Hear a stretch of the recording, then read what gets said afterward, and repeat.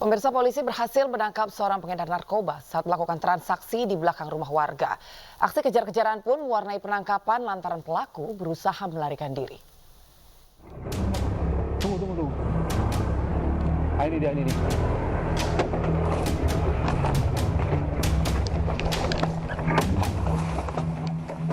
Inilah detik-detik saat tim sapu bersih narkoba Polres Asahan melakukan penggerebekan di belakang rumah warga di Desa Silau Lama, Asahan, Sumatera Utara. Saat penggerebekan, seorang pria mencoba kabur dari kejaran petugas.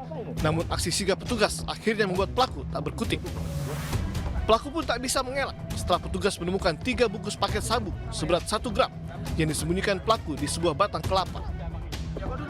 Penggerebekan ini sendiri dilakukan atas informasi warga yang resah atas peredaran narkoba di wilayah Asahan. Bahwa sering terjadi transaksi jual beli narkoba. Jadi dari Sat Narkoba Polres Asahan melaksanakan gerebek kampung narkoba, diamankan 2 orang dengan barang bukti.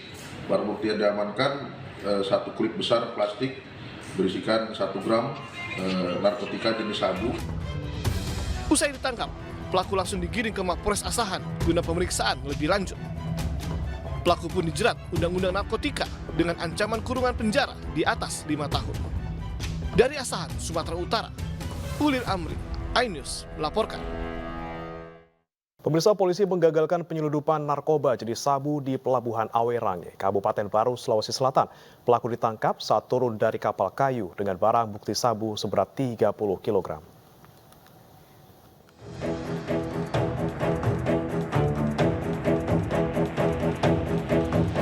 Inilah proses penangkapan seorang pria yang membawa narkoba jenis sabu saat turun dari sebuah kapal layar motor di Pelabuhan Awerange, Kecamatan Sopeng Riaja, Kabupaten Baru, Sulawesi Selatan. Pelaku yang hendak masuk ke dalam minibus langsung disergap oleh petugas Polres Baru bersama Dit Narkoba Polda Sulsel. Petugas kemudian memeriksa seluruh isi kapal yang baru bersandar di pelabuhan dan menemukan 30 kg sabu yang dikemas dalam 30 paket plastik tesina. Dari pengakuan pelaku, sabu berasal dari Kalimantan dan diduga akan diedarkan ke Kabupaten Sidrap, Sulawesi Selatan. Penyelundupan ini merupakan yang kedua kalinya dilakukan oleh pelaku, di mana sebelumnya pelaku berhasil menyelundupkan sabu seberat 17 kg ke wilayah Sidrap. Dengan saat ini, penyidik berhasil mengamankan 1 tersangka dengan barang bukti kurang lebih 30 kg. Dan terkemas dalam 30 paket. Yang bersangkutan juga mengakui bahwa dia yang kedua kali. Nah, khusus untuk barang bukti yang ada di hadapan rekan-rekan, menurut keterangan tersangka adalah barang yang kedua atau trip yang kedua yang diterima oleh tersangka. Atas perbuatannya, pelaku dijerat Undang-Undang Narkotika dengan ancaman hukuman maksimal penjara seumur hidup atau hukuman mati. Dari Makassar, Sulawesi Selatan, Wahyu Ruslan, iNews melaporkan. Penangkapan penambang timah ilegal di sebuah perkebunan sawit di Bangka Barat, Kepulauan Bangka Belitung diwarnai teriakan histeris sejumlah warga. Seorang penambang diamankan karena mengancam petugas dengan senjata tajam.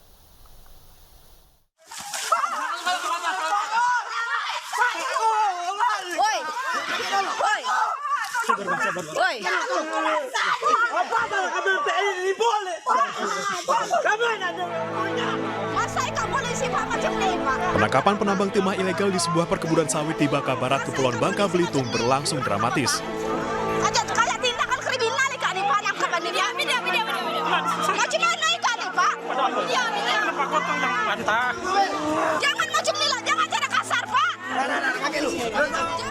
Sejumlah warga, terutama wanita, berteriak histeris memprotes penangkapan tersebut. Jangan share kasar Kak, Pak. Video. Nih muka Kak. Kamu tuh kena kopi lagi, kamu tuh kena kopi lah kamu teh. Kamu teh. Jangan macam tulah pada Pak. Jangan macam tulah nangkap Pak. Kamu kena kopi lagi. Secara baik-baik lah Pak. Upaya penangkapan dilakukan polisi karena salah satu penambang berinisial SB, 43 tahun, mengancam dengan menggunakan senjata tajam. Meski terus mendapat penolakan dari warga, polisi tetap membawa tersangka ke Mapolres Bangka Barat. Secara baik-baik lah Pak. kita mendapatkan laporan ya dari security GSWL, bahwasanya ada tindakan pengancaman ya, membawa senjata tajam, baik terproses dan sebagainya, dengan beberapa saksi dan lain-lain. Digunakan 2 alat bukti ya. Ini kita persangkakan dengan pasal Undang-Undang Darurat, pengembangan senjata tanpa izin. Tersangka terancam dijerat dengan Undang-Undang Darurat tentang kepemilikan senjata tanpa izin. Polisi masih menunggu laporan dari pihak perusahaan perkebunan sawit terkait proses hukum lebih lanjut. Dari Bangka Barat, Kepulauan Bangka Belitung, Oma Kisma, iNews melaporkan.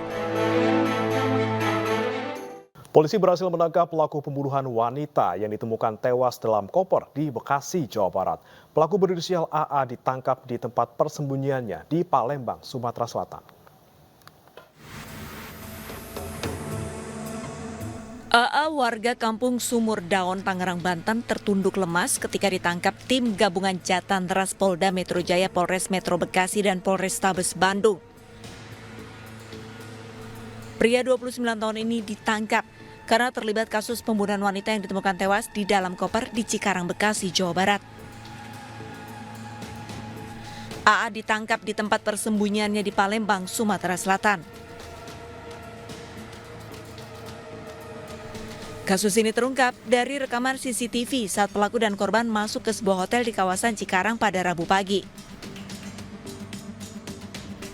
Berselang 9 jam kemudian pelaku terlihat keluar seorang diri dengan membawa koper yang diduga berisikan jasad korban. Diduga pelaku merupakan rekan kerja korban. Sebelumnya, pekan lalu warga kampung Cikedokan, Kecamatan Cikarang Barat, Kabupaten Bekasi, Jawa Barat digemparkan dengan penemuan jasad wanita dalam koper di pinggir jalan Inspeksi Kalimalang. Korban diketahui berusia 50 tahun, warga Rancasari, Bandung, Jawa Barat. Dari Jakarta, dan Helmi Sajangbati, iNews melaporkan. Pemirsa, seorang penjual kasur keliling ditangkap Satreskrim Polres Sampang, Jawa Timur. Pria parubaya tersebut tega mencabuli bocah 6 tahun saat dipanggil nenek korban untuk memperbaiki kasur.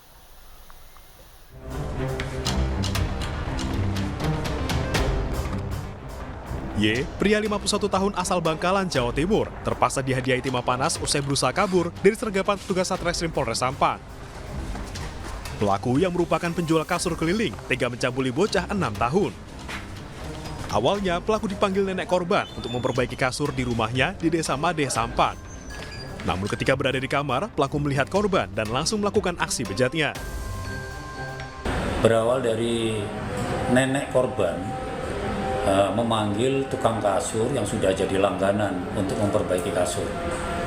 Dan pada saat itu oleh nenek korban, tukang kasur disuruh untuk memperbaiki kasur itu di dalam kamar. Saat memperbaiki kasur, tersangka yang berinisial Y memanggil korban untuk masuk ke kamar. Pelaku kini mendekam di Jeruji Besi Polres Sampang dan dijerat pasal tentang perlindungan anak dengan hukuman maksimal 15 tahun penjara. Dari Sampang, Jawa Timur, Fathur Rahman, iNews melaporkan. Pemirsa, ada baiknya Anda mengawasi anak Anda yang gemar bermain game online. Di Bandung, Jawa Barat, seorang pria pedofil ditangkap usai membujuk rayu perempuan di bawah umur untuk berbuat tidak senonoh yang kemudian diancam jika tidak dituruti.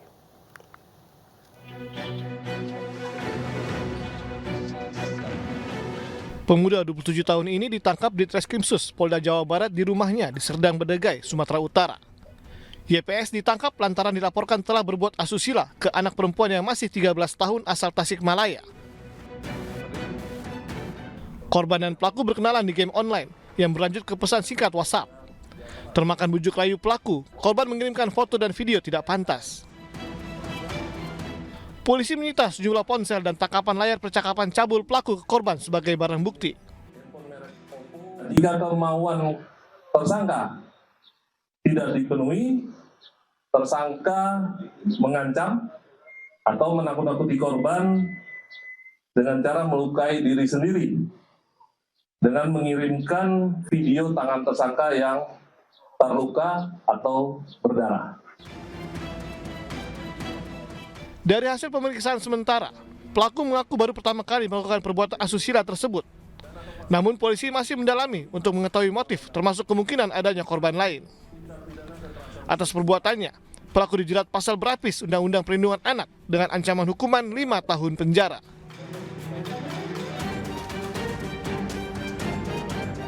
Dari Bandung, Jawa Barat, Mujib Prayitno, iNews melaporkan.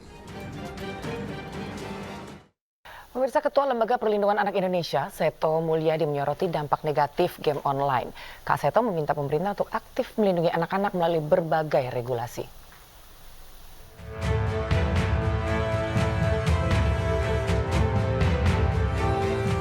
Banyaknya kekhawatiran para orang tua akan dampak permainan game online tentang kekerasan membuat Ketua Lembaga Perlindungan Anak Indonesia Seto Mulyadi angkat bicara. Tanggung jawab melindungi anak dari dampak negatif game online yang mengandung kekerasan tidak hanya dibebankan kepada orang tua saja, melainkan tanggung jawab bersama terutama pemerintah. Pengaruh dari media sosial khususnya yang sering disebut sebagai Free Fire maupun game-game online yang lain, bahwa betul ada beberapa sisi positif untuk beberapa anak, misalnya melatih kreativitas dan sebagainya, tapi juga tidak sedikit yang justru berdampak negatif pada anak-anak, membuat anak menjadi agresif, menjadi mudah meledakkan dorongan-dorongan negatifnya, membanting handphonenya dan sebagainya, seperti yang cukup banyak disaksikan. Menurut Menteri Pariwisata dan Ekonomi Kreatif, yang juga Ketua Tim Pelaksana Harian Percepatan Industri Game Nasional, Sandiaga Uno, pemerintah memang telah memberikan perhatian mengenai dampak game online. Maka pemerintah tidak akan tegas untuk merekomendasikan agar game yang bisa membahayakan masa depan bangsa, anak-anak muda kita yang akan menjadi bekal kita menuju Indonesia emas ini harus ditindak dan disesuaikan. Dengan kajian ini, pemerintah berharap dapat membantu menanggulangi masalah kecanduan maupun dampak buruk game online pada anak-anak. Dari Jakarta, Rani Sanjaya, iNews melaporkan. Ada kembali di iNews Siang, pemirsa. Jalan Trans Sulawesi penghubung Kecamatan Rongkong dan Kecamatan Seko, Kabupaten Luwu Utara, Sulawesi Selatan longsor hingga mengisolasi ribuan warga. Warga pun secara bergotong royong membuat jalur alternatif untuk mendapatkan logistik.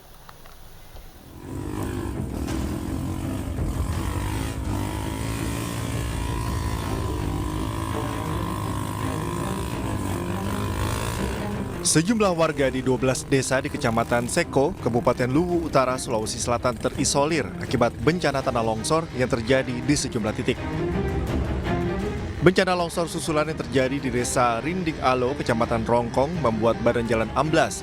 Kondisi ini membuat jalur tersebut tak bisa dilalui oleh kendaraan. Agar bisa menyuplai logistik ke desa terisolir dan mengangkut hasil bumi untuk dijual ke ibu kota kabupaten, warga secara swadaya bergotong royong membuat jalur alternatif. Namun jalur alternatif sangat licin, membuat petugas dan warga harus saling bahu-membahu menarik dan mengangkat motor. Warga pun diimbau agar tetap berhati-hati, utamanya yang melintas saat malam hari. Sebelumnya, bencana tanah longsor terjadi di 7 titik berbeda.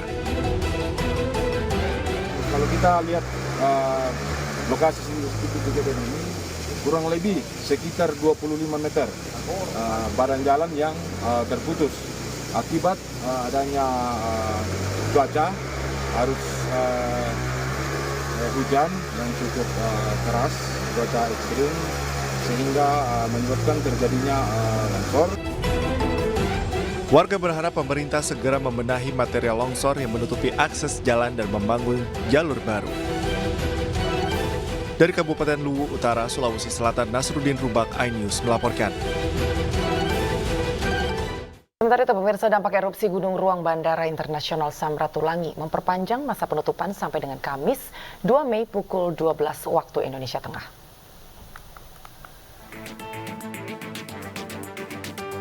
Angkasa Pura I Bandara Internasional Samratulangi Manado memperpanjang masa penutupan operasional bandara akibat dari erupsi Gunung Ruang di Kecamatan Tagulandang, Kabupaten Kepulauan Sitaro, Sulawesi Utara.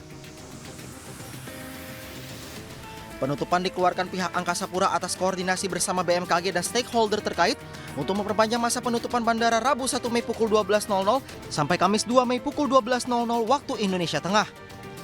Itu memang penutupan sampai di jam 12.00, namun hasil rapat koordinasi kami dengan stakeholder yang terdiri dari otoritas bandara, maskapai penerbangan Airnav Indonesia, dan BMKG sendiri hasilnya memutuskan untuk memperpanjang notam sampai di jam 12 besok siang dikarenakan abu yang sangat tebal memerlukan pembersihan di airside.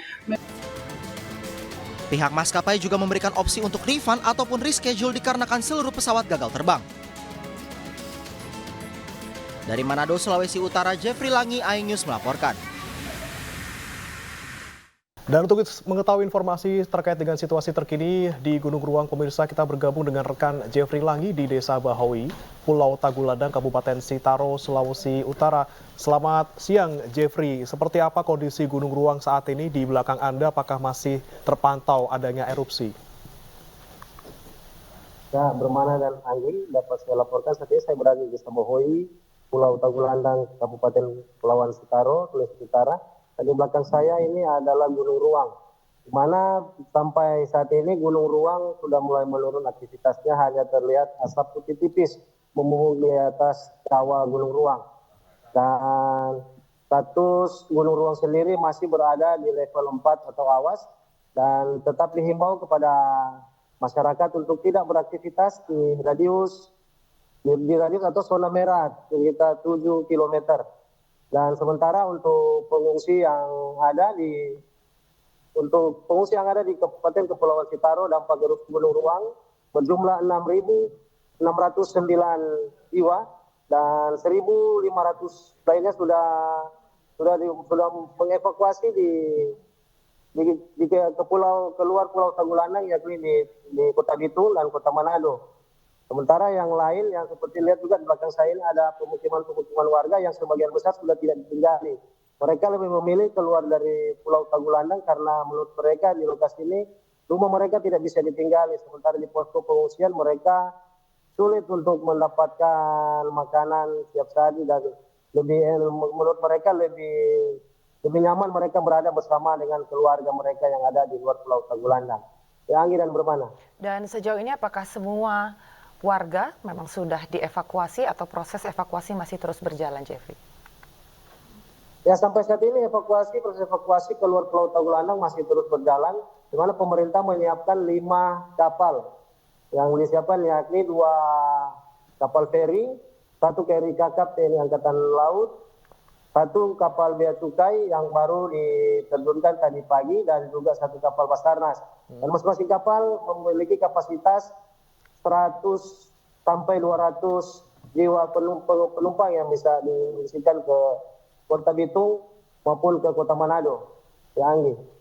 Ya, Jeffrey, terkait dengan titik yang menjadi konsentrasi evakuasi maupun pengungsian, itu ada di mana saja dan mereka sekiranya akan diungsikan sampai kapan? Nah, dari informasi yang kami dapat, untuk para warga yang akan dievakuasi melalui dua pelabuhan yang ada di Pulau Tagulandang, yakni Pelabuhan Minanga dan Pelabuhan Bias Pulau Tagulandang.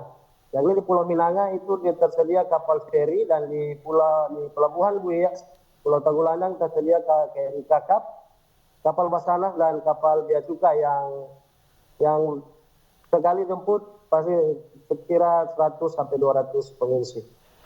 Oke, dan apakah ada informasi lanjutan bagaimana situasi di Bandara Samratulangi? Ya, dapat saya informasikan juga situasi di Bandara Samratulangi sampai saat ini masih ditutup, masih dikeluarkan notam oleh pihak bandara bekerjasama dengan stakeholder BMKG sampai pukul 18.00 atau jam 6 sore waktu Indonesia Tengah, di mana terdapat penutupan ini terdapat masih ada debu vulkanik di ruang udara penerbangan yang ada di Kota Manado. Sehingga beberapa penerbangan masih tetap ditunda dan dihimbau untuk para penumpang diberikan fasilitas merefund atau mengganti uang tiket 100% atau menjadwalkan kembali penerbangan atau keberangkatan. Ya, Anggi. Baik, terima kasih Jeffrey Langi melaporkan langsung dari Desa Bahui di Sulawesi Utara. Selamat bertugas kembali. Dan ke informasi lain pemirsa, pada Hari Buruh Internasional kemarin, Kementerian Tenaga Kerja mengajak buruh optimistis menatap masa depan. Ya, sebagai penunjang daya saing buruh, Kemenaker telah menyediakan berbagai program pelatihan vokasi yang bisa dipilih pekerja.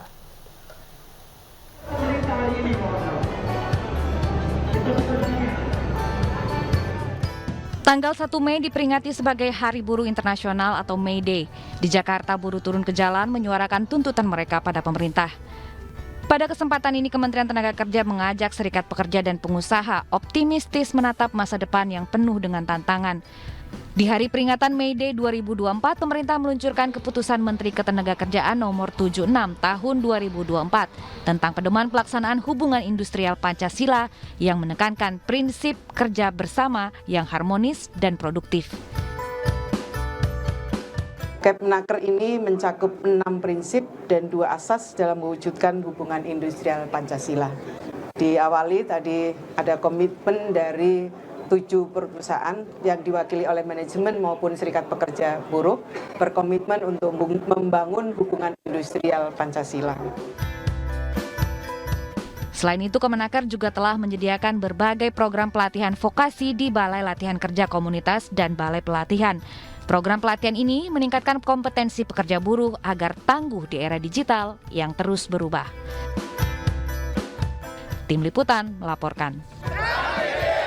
Ancaman PHK selalu menghantui para buruh saat bekerja di perusahaan atau pabrik. Namun salah satu buruh di Kabupaten Jombang, Jawa Timur justru sukses usai di PHK. Ia berwirausaha aneka produk bambu dengan omset hingga ratusan juta rupiah.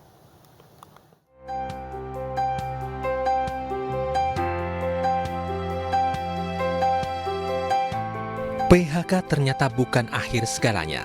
Inilah yang dirasakan Arif Susanto, 48 tahun, warga desa Grogol, Kecamatan Diwek, Kabupaten Jombang, Jawa Timur. Sebelum jadi wirausahawan, ia bekerja sebagai buruh di pabrik pengolahan kayu milik perusahaan moda asing di Jombang, Jawa Timur. Pada tahun 2020 lalu, Arif Susanto di PHK dari perusahaannya. Meski awalnya terkejut, namun ia tidak menyerah pada keadaan. Arif kemudian mencari peluang usaha dengan memproduksi aneka kerajinan berbahan bambu seperti tempat parcel, kotak tisu, serta kerajinan lainnya. Produk yang dibuat ditawarkan secara daring hingga pesanan terus berdatangan. Di situ setelah keluar kita mencoba melihat apa sih yang dibutuhkan atau usaha apa yang sekiranya kira-kira yang sangat minim persaingan, karena jujur saya sendiri itu tidak suka untuk persaingan. Jadi saya mencari hal yang sesuatu yang pasar itu membutuhkan tetapi belum ada yang membuat. Nah, di situ saya mulai terjun ke dunia bambu karena saya lihat prospek di sekitar juga dari segi bahan, juga tenaga kerja, juga pengerjaannya itu masih ada kemungkinan untuk saya terjun di situ. Setelah berwirausaha selama 4 tahun, jumlah pelanggan produk kerajinan berbahan bambu mulai harga Rp2.500 hingga Rp200.000 ini semakin meluas hingga ke Kalimantan hingga Papua. Dengan dibantu 11 orang karyawan, omset yang diraup Arif juga meningkat, mulai dari sebelumnya puluhan juta hingga kini mencapai ratusan juta rupiah setiap bulannya. Dari Jombang, Jawa Timur, Mukhtar Bagus, iNews melaporkan. Dan pemirsa, para pejuang kanker khususnya anak-anak merupakan kelompok rentan yang perlu mendapatkan perhatian dan juga perlindungan ekstra. Salah satu bentuk perlindungan adalah dengan menggunakan masker. Anak-anak pejuang kanker di Rumah Singgah Bunda Peduli yang berada di Jalan Kenari, Jakarta Pusat bersemangat dengan kehadiran tim MNC Peduli. MNC Peduli mengajak anak-anak dari berbagai daerah yang sedang menjalani pengobatan ini mewarnai serta permainan lainnya. Bantuan 10.000 masker juga diberikan sebagai bentuk dukungan dalam memberikan perlindungan kepada anak-anak pejuang kanker ini. Bantuan masker ini menjadi program 1 juta masker dari MNC Peduli. Kami yang tinggal di sini ya senang senang untuk datang ke sini menghibur kami lagi. Semoga lah Pak ada harapan, ada bantuan mau ngasih di rumah singgah ini. Masker kan kita untuk kadang-kadang para pasien kan beli sendiri, kita tidak punya stok untuk masker. Alhamdulillah dapat bantuan masker, karena kalau untuk ke rumah sakit itu ataupun mereka keluar dari rumah singgah kita wajibkan untuk menggunakan masker. Harapan saya pribadi untuk orang-orang baik ataupun untuk MMSP peduli untuk mau membantu kami para pejuang sembuh. Bantuan buku bacaan juga diberikan kepada Rumah Singgah Bunda Peduli agar dapat dimanfaatkan untuk menghibur anak-anak selama masa pengobatan. Dari Jakarta, Nur Aryadin, iNews melaporkan. Relawan perempuan dan anak Partai Perindo menghadiri sesi klarifikasi di kantor Suku Dinas Tenaga Kerja Jakarta Utara. Klarifikasi dilakukan untuk memperjuangkan hak-hak Nursia, 24 tahun, karyawan yang diduga menjadi korban kriminalisasi perusahaan ekspor ikan.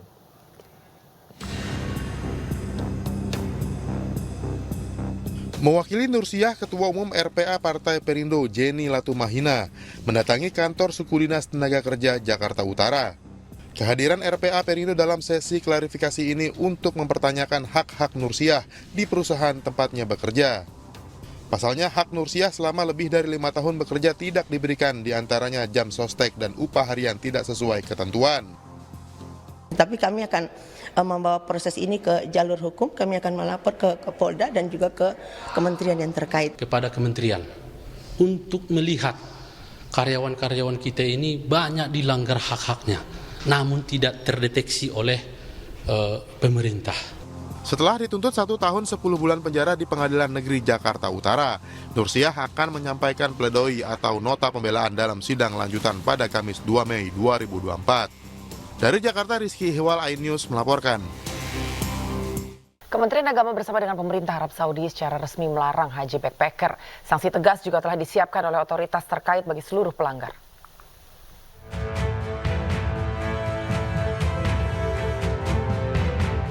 Kementerian Agama Republik Indonesia dan pemerintah Kerajaan Arab Saudi melarang pelaksanaan ibadah haji dan umroh dengan visa wisata. Ibadah haji jenis ini dikenal dengan istilah haji backpacker.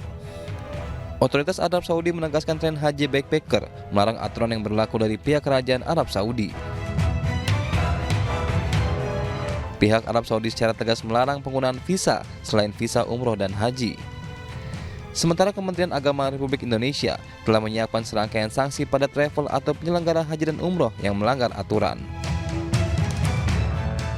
Pasti akan ada tindakan tegas dari sana dan kami juga akan melakukan tindakan tegas bagi travel-travel, biro-biro haji dan umroh yang nekat memberangkatkan jamaah ya, tanpa menggunakan visa resmi. Kami akan melakukan tindakan yang tegas.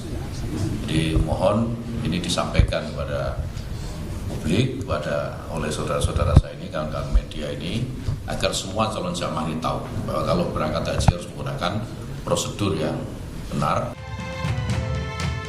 Pemerintah Arab Saudi telah mengeluarkan fatwa bagi para jemaah haji yang berangkat tanpa menggunakan visa resmi. Fatwa tersebut menyatakan bahwa ibadah haji tak sah jika tidak menggunakan visa resmi. Dari Jakarta, tim liputan iNews melaporkan. Pemirsa, sepak terjang Indonesia di Piala Asia U23 2024 hingga ke babak semifinal penuh dengan drama. Mulai dari laga kontroversial melawan Qatar, adu penalti melawan Korea Selatan, dan kalah di semifinal dari Uzbekistan. Dan berikut kami rangkum perjalanan Garuda Muda dari laga awal hingga perebutan tempat ketiga di Piala Asia.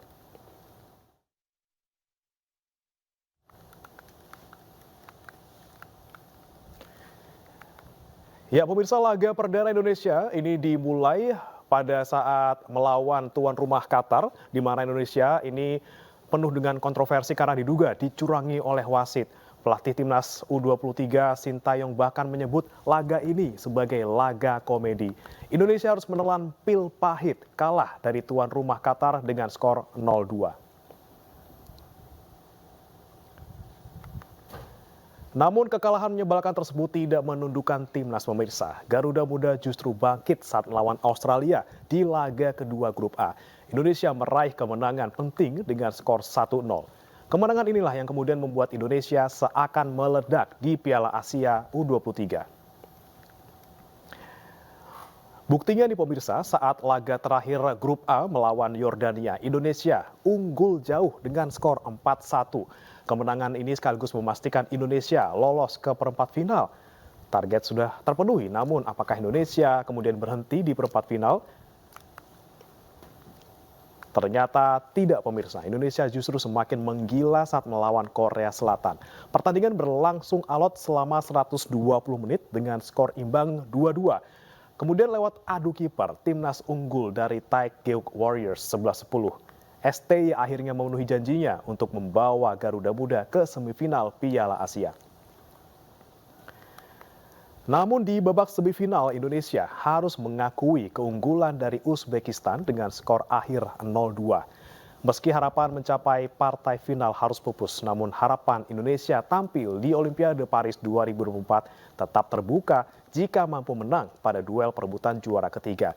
Timnas U23 akan menghadapi Irak yang sebelumnya juga harus mengakui ketangguhan timnas Jepang.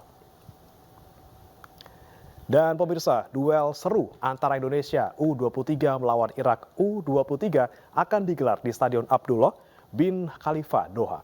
Pemenang akan mendapatkan 1 tiket otomatis untuk lolos ke Olimpiade Paris 2024. Sementara yang akan kalah ini akan menjalani laga playoff melawan wakil Afrika yakni Guinea. Dan jangan lewatkan pemirsa duel seru ini yang akan disiarkan langsung malam ini pukul 22.30 waktu Indonesia Barat di RCTI. Ya pemirsa, Pemprov DKI Jakarta menggelar nonton bareng pertandingan antara Indonesia melawan Irak di Silang Monas, Jakarta. Nobar perebutan posisi ketiga Piala Asia U23 antara Indonesia dan Irak merupakan kolaborasi Pemprov DKI Jakarta bekerjasama dengan MNC Media Group sebagai pemegang hak siar gelaran Piala Asia U23 2024. Panitia menyiapkan 6 layar LED dan ditargetkan akan dihadiri 15.000 penonton. Selain nonton bareng, pihak Pemprov DKI juga menyiapkan panggung hiburan yang akan dimeriahkan dengan sejumlah hiburan sebelum dan saat jeda pertandingan.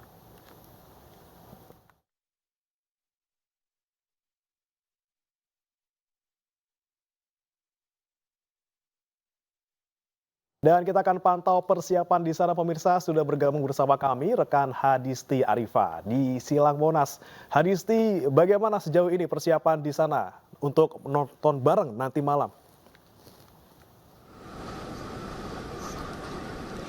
Ya, selamat siang Bre dan juga pemirsa. Betul sekali bahwa Pemprov DKI Jakarta ini menyelenggarakan acara nonton bareng dalam ajang Asia Cup U23 yang mempertemukan Indonesia dan Irak untuk memperebutkan posisi juara ketiga pada ajang Asia Cup 2024 ini. Adapun nobar ini dilakukan di Silang Monas, Jakarta Pusat dan rencananya nanti ini akan dihadiri secara langsung oleh PJ Gubernur DKI Jakarta Heru Budi Hartono. Nah, sejauh ini sudah dilakukan sejumlah persiapan agar nantinya acara nobar ini dapat terlaksana dengan lancar. Di antaranya adalah sudah terlihat dipasangnya panggung, kemudian juga terlihat adanya pemasangan layar ataupun screen dan sound system, di mana ada sebanyak 6 layar ini yang disiapkan, yang mana nantinya ini akan menampilkan ataupun menayangkan jalannya pertandingan antara Indonesia dengan Irak.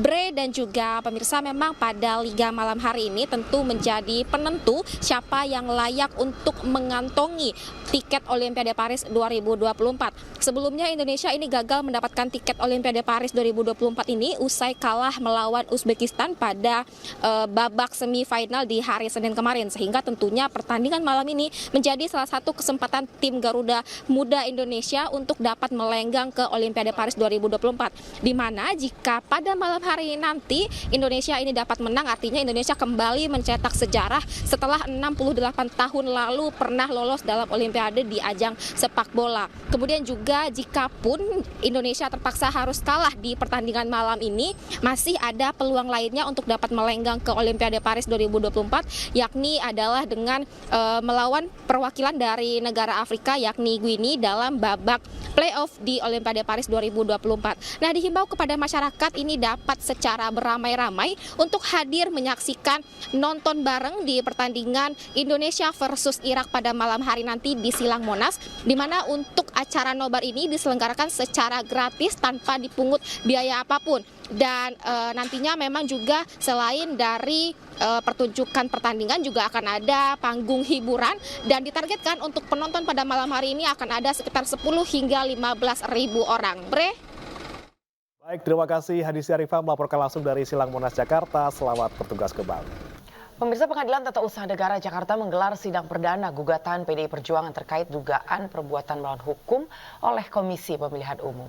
Agenda persidangan hari ini adalah penyerahan berkas administrasi, persiapan pemeriksaan, dan berlangsung tertutup. Sebelumnya, kuasa hukum PDI Perjuangan Gayus Lumbun mengatakan tetap menghargai putusan Mahkamah Konstitusi atas penetapan Presiden dan juga Wakil Presiden RI. Namun di sisi lain, PDIP sebagai partai pengusung utama pasangan Ganjar Mahfud menganggap Hakim MK tidak membuka ruang terhadap kaidah dan moral. Karena itu PDIP menempuh jalur lain, yaitu menggunakan ruang hukum melalui PT UN. Pihak PDIP juga mengatakan telah menemukan bukti valid pelanggaran hukum pemilu yang dilakukan KPU beserta jajarannya. Penyelenggara negara yang bernama pemilu, kemudian yang kami maksudkan adalah KPU dan jajarannya. Nah, yang ini tidak melalui mana-mana ini. Jangan ditanya, kenapa nggak ke Bawaslu? Kenapa melanggar MK? Jangan ditanyakan lagi karena kami tidak terkait dengan itu. Bahwa putusan MK itu final and binding, kita hormati, kita laksanakan itu. Tetapi ketika kami melaksanakan itu, ditemukan adanya onrehmateh overhesdat, pelanggaran hukum oleh penguasa. Ini perlu diproses di mana? Undang-undang menunjuk PT UN.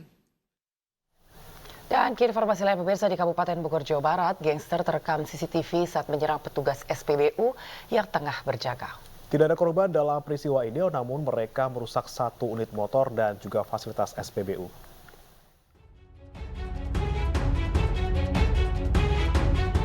Inilah rekaman kamera CCTV milik SPBU di Jalan Raya Bojong Desa, Cikahuripan, Kecamatan Kelapa Tunggal, Kabupaten Bogor, Jawa Barat.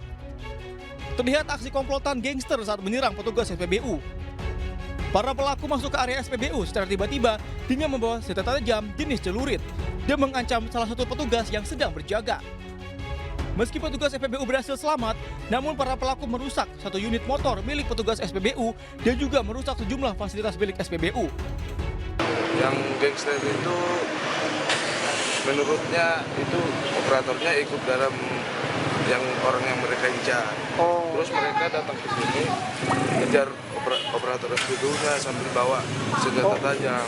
Oh, jadi yang dia serang itu petugas di sini, pegawai di sini? Iya. Tanpa tahu ada masalah apa gitu? Iya. Mereka bawa sajam? Iya. Bawa sajam apa, Bang? Celurit. Peristiwa ini pun viral di media sosial. Pihak kepolisian dari Polsek Kelapa Nunggal pun telah turun melakukan pemeriksaan dan tengah mengejar para pelaku. Dari Kabupaten Bogor, Jawa Barat, Cahyat Supriyatna, iNews melaporkan. Ya pemirsa, sesaat lagi kami akan mengajak Anda untuk menikmati rawon kikil khas Jawa Timur. Ya, jangan kemana-mana, tetaplah di iNews Siang.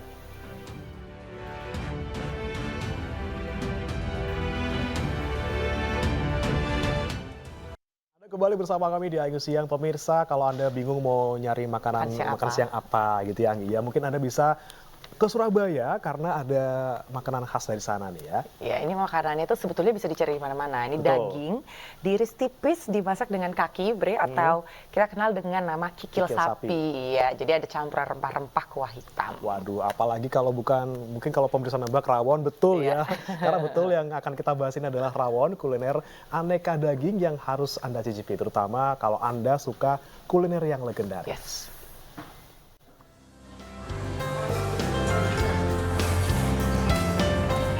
Rawon kuliner khas dari Jawa Timur digemari banyak pecinta kuliner, terutama penggemar makanan legendaris. Sebuah restoran di Surabaya bahkan mengkreasikan masakan rawon agar lebih memiliki cita rasa dan juga variatif. Chef atau juru masak mencampur irisan daging dengan kikil atau kaki sapi dengan rempah-rempah pilihan dan tidak lupa bumbu rahasia. Kuah rempah hitam inilah yang kemudian menjadi ciri khas rawon. Biasanya kita rawon kan pakai daging sapi umumnya, karena kita mau cari yang beda, kita pakai kikil sapi. Cuma dari kuahnya rawon kita punya spesialnya, kita kasih udang, biar bumbunya beda, taste-nya juga beda. Tidak hanya sekedar lezat, rawon kikil sapi memiliki tekstur empuk dan juga lumer di lidah.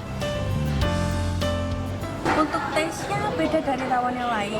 Kalau dilihat dari kuahnya, ini kuahnya benar-benar pakai kuah yang ori. Jadi kalian harus mesti nyoba di Grand Kitchen ya. Dagingnya empuk sekali. Untuk taste dari bumbunya itu sangat nendang banget. Beda dari rawon yang lain. Pelanggan bisa menikmati satu porsi rawon kikil sapi dengan membayar sebesar Rp85.000. Dari Surabaya, Jawa Timur, Rahmat Ilyasan, iNews melaporkan.